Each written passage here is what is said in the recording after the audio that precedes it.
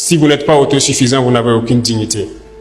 Lorsqu'un père doit rentrer le soir à la maison et qu'il n'a aucune graine à mettre dans l'assiette de son fils, il ne peut pas parler de dignité. Toute la famille vivra dans l'indignité parce que la femme devra se battre comme elle peut, de toutes les manières que vous puissiez imaginer, pour trouver à manger. Il n'y a pas de dignité une fois qu'on ne mange pas sa faim. Il n'y a pas de dignité lorsque nous tendons la main. Et voyez-vous cette nouvelle forme donc de néocolonialisme dont on parle, qui tend donc à ramener notre jeunesse à des mendiants, à des assistés chroniques. Nous nous battons contre cela.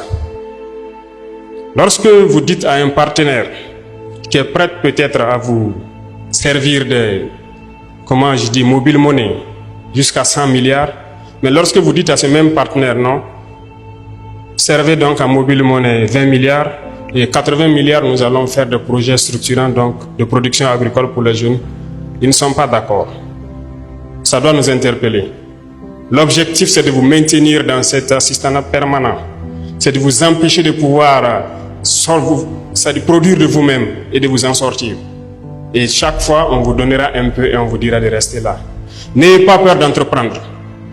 N'ayez pas peur d'entreprendre, il faut vous lancer. C'est dur, souvent très dur. Vous allez trébucher. Vous allez souvent vous retrouver à genoux. Comme diraient certains, profitez, faites une prière, appuyez sur la paume, relevez-vous et marchez toujours. Ne vous arrêtez jamais. Et même ceux qui ont de l'emploi quelque part, ne vous en tenez pas seulement à votre emploi. Cherchez à investir, cherchez à développer quelque chose d'autre en parallèle. Parce que depuis, comme je vous disais, notre génération est dans un système assez complexe. On nous a peut-être appris qu'il faut juste avoir un emploi, un bureau, et on s'assoit et voilà, le salaire tombe à la fin du mois. Ça ne peut pas vous rendre heureux, ça ne peut pas. Votre salaire doit servir à développer quelque chose d'autre. Nous sommes militaires, moi je suis entrepreneur aussi depuis quelques années de cela, en tant que jeune. Parce que nous ne sommes autorisés qu'à faire que l'agriculture, l'élevage. Je pense que les dévanciers qui ont mis ça dans les textes, ils ont très bien compris. Et nous participons donc à cela. Nous avons essayé, nous avons vu que c'est dur, mais la plupart du temps, lorsqu'on persévère, on peut finir par se frotter la main. Donc je vous encourage à ne pas vous décourager pour ceux qui sont en train de chercher à entreprendre. Ne vous découragez jamais. Il faut reprendre. Le chemin est toujours plein d'embûches. Mais vous ne devez pas vous arrêter parce que vous allez finir par réussir. Nous sommes extrêmement riches ici au Burkina, nous pensons le temps à le dire. Aujourd'hui, nous décidons de réorganiser un peu notre société. Certes, certains textes ou certaines conventions qui avaient été signées étaient très contraignantes, faisaient que notre pays aurait du mal à s'en sortir. Aujourd'hui, grâce à vous, nous sommes en train de relire beaucoup de textes pour essayer de donner à nos nations ce dont elles doivent mériter. C'est dans ce sens que lorsque nous prenons par exemple le volet de l'orpaillage, votre thème en dit long sur l'employabilité des jeunes en milieu rural, beaucoup de nos jeunes se retrouvent aujourd'hui sur les sites artisanaux de production, dans des conditions les plus pénibles. C'est peut-être ce qui s'est passé en Europe ou en Amérique dans les années 1800, lorsque les hommes rentrent eux-mêmes dans des galeries, qu'ils creusent eux-mêmes pour sortir le minerai. Nos jeunes continuent de vivre cela, au péril de leur vie. Nous essayons aujourd'hui de moderniser un peu. C'est à l'issue de ça que nous avons créé donc la SONASP, une société qui va se permettre de pouvoir exploiter et de commercialiser nos substances précieuses, notamment l'or. L'or que les jeunes exploitent, que d'autres personnes viennent acheter à vil prix, qui contribue à nourrir le terrorisme, qui sort du pays sans que nous n'ayons aucun contrôle. Nous avons décidé de créer cette société pour essayer de reprendre le contrôle de nos sites miniers et pouvoir permettre aux jeunes qui y sont de produire de façon plus mécanisée et plus respectable. Nous voulons aussi que chaque région puisse produire une spécialité. Ça pourrait être sûrement dans le domaine de l'agriculture parce que nous avons d'immenses potentialités. Nous avons des réserves d'eau naturelles, des lacs un peu partout à travers le pays, des rivières qui coulent et des barrages par-ci par-là, mais qui ne sont pas exploités.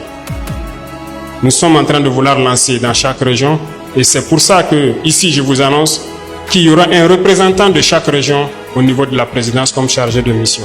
Les gens donc devront prendre les préoccupations de la jeunesse et surtout aussi des femmes qui se battent jour et nuit pour que nous puissions agir de façon progressive là où nous devons agir. Parce que cette lutte que nous avons aujourd'hui contre le terrorisme ne se fait pas uniquement par les armes, mais également par le développement. Tant que la jeunesse n'aura pas d'emploi, elle sera toujours tentée d'aller vers là où c'est facile d'avoir de l'argent.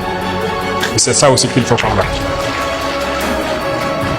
Nous avons déjà identifié beaucoup de pôles et que nous allons très bientôt à la sortie de la saison fortifier à travers l'initiative présidentielle, mais aussi à travers le ministère de l'Agriculture qui a une très bonne base de données et que nous avons donné une mission spéciale pour qu'on puisse atteindre l'autosuffisance alimentaire.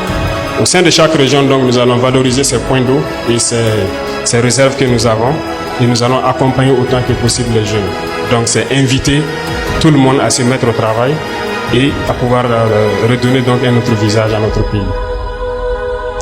Il y a beaucoup d'autres chantiers en cours et nous ne pourrons pas tout détailler ici. Je pense qu'au fur et à mesure, le ministère va se mettre à l'œuvre pour pouvoir, à travers le Conseil national des jeunes et à travers donc ce complexe que vous allez bâtir, je suppose que ce sera donc l'incubateur majeur qui pourra permettre de répercuter donc toutes les initiatives en faveur des jeunes dans les différentes régions. Peut-être que nous ne serons pas très longs, il y a un champ d'échange à venir, mais je souhaiterais vous dire, et j'insiste dessus, de ne pas avoir peur de risquer. L'entrepreneuriat, c'est du risque. Nous avons élagué tout ce qui est fiscalité autour. C'est un message à l'endroit de vous les jeunes. Initiez quelque chose. N'ayez pas peur de risquer. Pas de risque, pas de plaisir. Risquez, lancez-vous. On vous accompagnera autant qu'on peut. Et pour ceux qui se battent actuellement, nous essayons de faire le maximum possible pour donner tout ce dont ils ont besoin. C'est le lieu pour moi de rendre hommage donc à tous ces jeunes qui se sont engagés sans état d'âme, comme VDP, qui sont aujourd'hui sur le terrain, sous la pluie, sous la brume, dans la boue, partout où on les demande de partir. Ils se battent sur le terrain pour essayer de récupérer nos terres et donner donc à ce pays ce qu'on appelle l'intégrité territoriale. Et chacun à son niveau doit donc pouvoir aussi, par défaut de prendre la Kalachnikov, prendre autre chose pour participer au développement de cette patrie. Et ça, nous ne comptons que sur vous les jeunes. Je disais tout de suite donc aux parrains et à la marraine que j'allais forcer la main à ces grands opérateurs économiques du pays et je pense que certains sont là. Donc apprêtez-vous, on va vous forcer la main pour créer des initiatives donc pour les jeunes. Nous avons donc lancé l'APEC dans ce sens-là pour permettre de créer ce qu'on appelle nos entreprises que nous voulons mettre sur place. Parce que nous le disons, c'est inconcevable que nous puissions ici produire de la tomate et que nous importons de la pâte de tomate. C'est absurde que nous avons tous les produits oléagineux ici et que nous ne puissions pas les transformer. Nous avons lancé cela et je vous invite à souscrire massivement parce que nous allons créer nos entreprises ici sur place et développer. Certes, des esprits impérialistes pourront essayer de vous détourner de l'objectif, mais écoutez, visez loin, visez très loin, réfléchissez et voyez ce qu'on veut faire. Merci donc à tous ces jeunes qui sont déplacés à travers l'Afrique pour venir soutenir leurs frères et leurs camarades du Burkina Faso. Nous vous disons merci, nous vous souhaitons de passer un très bon séjour au Burkina Faso et souhaitons que vous puissiez retourner en paix et aussi lancer le message à l'endroit de toute la jeunesse africaine. Parce que le combat que nous menons, ce n'est pas uniquement pour le Burkina Faso, mais c'est un combat pour toute l'Afrique. Il est temps qu'on se réveille et que nous ne soyons plus amenés à traverser l'océan, à mourir pour aller chercher l'Eldorado tant vanté.